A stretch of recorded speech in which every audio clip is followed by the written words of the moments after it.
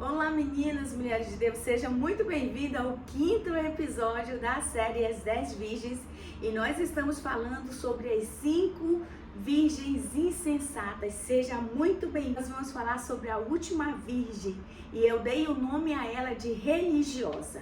E nós, para isso, vamos fazer menção a um texto que se encontra no livro de Marcos, capítulo de número 11, no verso de número 13.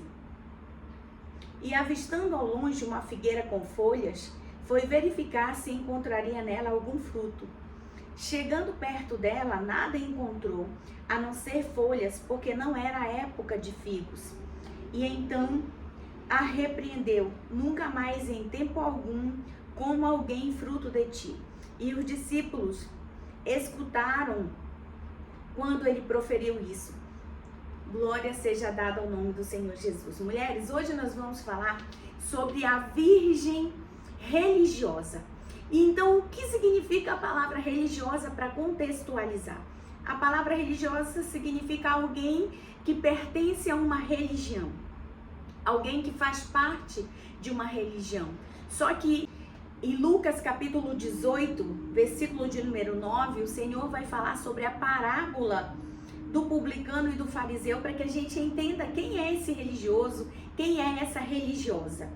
Para algumas pessoas que confiavam em sua própria justiça e menosprezavam os outros, Jesus contou uma parábola.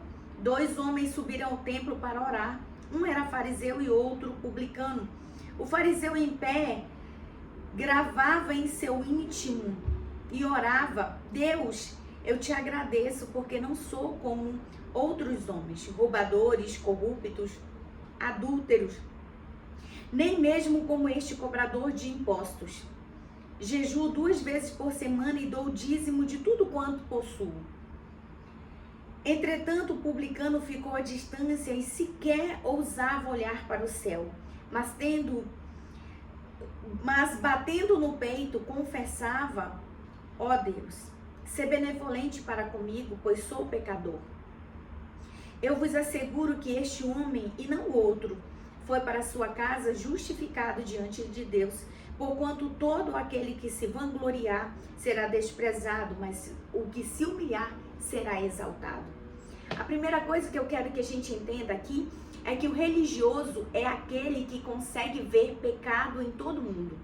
E ele não consegue olhar para dentro de si, porque ao olhar o outro, ele enxerga um cisco no olho do outro e não consegue olhar para dentro de si e ver que nos seus olhos tem uma trave.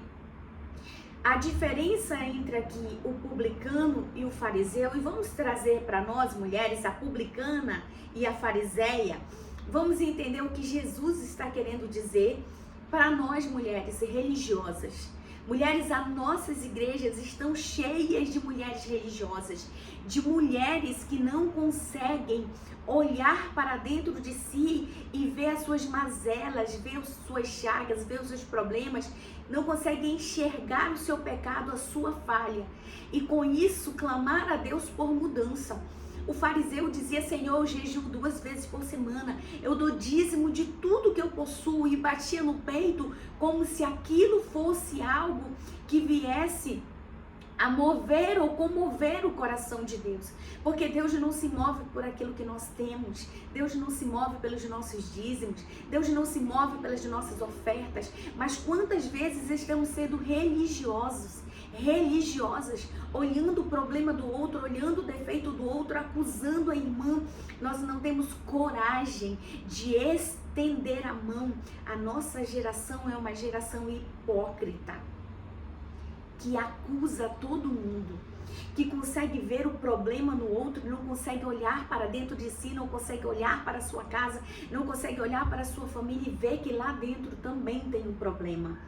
E falar: Deus, me ajuda nessa situação, mas consegue pontuar o erro de todo mundo. O fariseu estava dizendo: eu jejuo 2 vezes, eu dou dízimo de tudo, e enquanto isso o publicano, que era visto como um traidor do seu povo, porque ele era um trabalhador a serviço de Roma, pelo fato dele ser um homem instruído, saber ler, saber escrever, saber fazer contas, ele foi usado por Roma para ser um trabalhador e ele era obrigado a cobrar impostos do seu próprio povo. Mas isso não fazia dele um traidor, isso fazia dele um trabalhador. Porém, ele era rejeitado pelo seu próprio povo e era visto como alguém ruim, como alguém mau. Só que Jesus não enxerga da mesma forma que nós enxergamos. Deus não é um Deus que olha para o nosso exterior e nos julga pelo que Ele está vendo. Deus não é um Deus que se leva pela aparência. Porque existem muitas pessoas que têm cara de crente, que vestem roupa de crente, falam como crente, mas não são cristãs. E Deus não se deixa levar pela aparência. Quando Deus fala em 1 Samuel capítulo 16, no versículo 7, com o próprio Samuel, Deus diz: Samuel, não olha para a aparência, porque eu já rejeitei. Sabe, Deus não enxerga como nós enxergamos e bendito seja o seu nome por isso, porque Ele enxerga além dessa aparência. Deus nos olha na nossa essência e sabe quem nós somos. Então Ele olhou para o fariseu, para o publicano, e Ele viu que ali tinha alguém arrependido, tinha alguém com o coração contrito, quebrantado. Deus não despreza. Então, mulheres, vamos olhar para dentro de nós, porque nós estamos vivendo como mulheres religiosas, vivendo do passado, dos feitos do passado, daquilo que nós produzimos no passado, e nós estamos conduzindo a nossa vida com frutos do passado. A palavra de Deus diz que todas as coisas se renovam a todos os dias e que nós precisamos renovar a nossa mente, abandonar a religiosidade, abandonar os julgamentos, abandonar o preconceito e olhar para o ser humano como Cristo olha, porque Deus ama a igreja. Cristo se entregou por nós pela igreja. E quando nós somos levadas e conduzidas pelo que nós fizemos, pelo nosso passado, pelo que nós vivemos no passado, nós vamos viver da aparência. E olha o que Deus disse para a figueira. Em Marcos, no capítulo 11, Ele disse: você nunca mais dará fruto, ninguém nunca mais comerá fruto de ti. Por que que o Senhor amaldiçoou aquela figueira? Não era o tempo de dar figos, mas o prenúncio de que uma árvore daria figos é quando ela estava cheia de folhas. Então aquela árvore tinha folhas, mas não tinha frutos. Quando Jesus viu aquela árvore e quis dar um exemplo para os seus discípulos, Ele quis mostrar que muitas vezes nós vamos aparentar, mas não vamos ser. A aparência é algo que faz com que os outros se movam, mas Jesus não se movimenta pela aparência, porque Ele olha além, Ele olha para a essência. Então Ele chega diante daquela árvore, daquela figueira, e Ele amaldiçoa aquela figueira, porque ela tem folhas, e era para ela ter frutos, já que o prenúncio dos frutos eram as folhas, mas ela tinha folhas, ela tinha aparência, mas não tinha frutos. E quanto de nós estamos vivendo pela aparência, mas não conseguimos frutificar? Julgamos e olhamos todo mundo como se nós fôssemos melhor do que todos, mas não conseguimos olhar para dentro de nós e conseguir ver que nós não estamos frutificando. Porque uma árvore só frutifica quando as suas raízes estão estabelecidas sobre uma terra boa, quando as suas raízes estão firmadas, e nós só conseguimos ver uma raiz firmada, trazendo para o nosso tempo, trazendo para uma analogia, uma raiz é firmada no secreto, numa entrega, numa renúncia, em olhar para dentro de mim, conseguir enxergar as minhas próprias mazelas e confessá-las diante de Deus para que o Senhor me liberte e encontre nele misericórdia e favor. Eu vou falar para vocês do tempo em que Jesus estava na terra, quais eram os religiosos que estavam predominando naquele tempo. As principais seitas e grupos religiosos do tempo de Jesus eram os saduceus. Os saduceus estavam centralizados no Pentateuco e desprezavam os escritos dos profetas. E qual é o Pentateuco, pastora? Gênesis, Êxodo, Levítico, Números e Deuteronômio. Então os saduceus estavam conscientes de que o Pentateuco, os 5 primeiros livros da Bíblia, eram a palavra de Deus.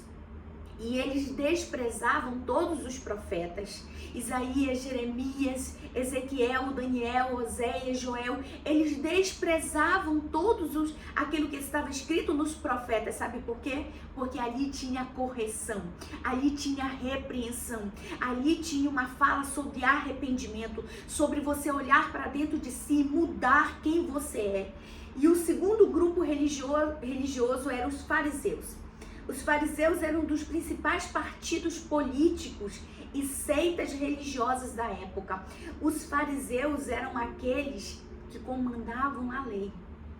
Os fariseus eram aqueles que apontavam o erro. Lembra que eu falei para você de Lucas 18? O fariseu está batendo no peito, dizendo que ele jejua, dizendo que ele dizima, achando que ele vai comprar Deus com aquilo que ele faz. O terceiro grupo religioso eram os essênios. Acreditavam na vida do Messias e que ele estabeleceria o reino de Deus na terra.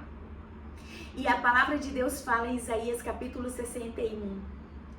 Eis que o Espírito do Senhor está sobre mim, porque o Senhor me enviou para pregar boas novas aos quebrantados, aos aflitos, aos contritos. Me enviou para libertar os algemados e aqueles que estão nas trevas, para trazer à luz aqueles que estão na escuridão. Então, os essênios, eles estavam muito confusos, porque o reino de Deus não seria estabelecido sobre a terra para trazer libertação sobre eles, sobre o povo judeu. Não. Deus, ele enviou o seu filho para libertar os aprisionados de alma. Não veio para guerrear com grupos, para colocar alguém no poder, para centralizar um reino aqui, não. Jesus, ele veio para libertar o aprisionado de alma, o aflito, quebrantado. E esse mesmo Espírito hoje está sobre mim e sobre você, para libertar os aprisionados, os aflitos de alma, não para fazer julgamentos ou para apontamentos sobre aqueles que estão certos ou aqueles que estão errados. O quarto grupo dos religiosos chamavam-se zelotes. Lembra que os zelotes, inclusive Simão Zelote, lembra Simão o Zelote, sem ser Simão Pedro, mas Simão o Zelote, ele fazia parte do grupo dos zelotes. E também nós vamos ver que quando Jesus vai ser crucificado, as pessoas pedem para Barrabás ser liberto e Jesus ser crucificado, porque Barrabás era um líder dos zelotes. Barrabás era um homem que veio para lutar contra a dominação romana na guerra de 66 a 70 na era cristã. Esse mesmo Barrabás e esse mesmo Simão Zelote eram homens que estavam lutando contra o regime romano para libertar o povo de Deus, o seu povo, os judeus, do jugo romano. Mas Jesus não veio para isso. Como eu te falei anteriormente, Isaías 61, Jesus veio para libertar os aprisionados de alma. O quarto grupo dos religiosos, o quinto grupo, na verdade, era os herodianos, um dos principais partidos políticos e seitas religiosas da época. Eram os herodianos, aqueles que estavam do lado de Herodes, o mesmo Herodes que mandou matar todas as crianças com menos de 2 anos, procurando matar Jesus. Na verdade, tentando destruir tudo aquilo que viesse contra o seu reinado, contra o seu reino, contra o seu império. Porque Herodes tinha medo de Jesus sendo rei, porque conhecia as escrituras, de Jesus tirar dele o poder e assumir o reinado que Herodes exercia. Então Jesus era um profeta judeu que viveu na Palestina no século I. Ele se considerava um judeu fiel às suas origens e aos seus ensinamentos. Jesus derivava das leis de Moisés, daquilo que o seu pai, Deus, entregou a Moisés. Jesus, ele não veio para abolir a lei, ele veio para cumprir a lei. Então, mulheres, hoje o que nós precisamos entender é que, assim como essa seita dos saduceus, dos fariseus, dos essênios, dos zelotes, dos herodianos, que vinham e cada um tinha um pensamento, cada um tinha uma forma de olhar as pessoas e de lutar, Jesus, ele veio para nos libertar de todo jugo, de toda prisão. Nós somos livres em Cristo. Nós somos livres para correr para dentro de nós e ver as nossas mazelas e confessá-las e assim sermos livres em Cristo Jesus. Não seja uma religiosa.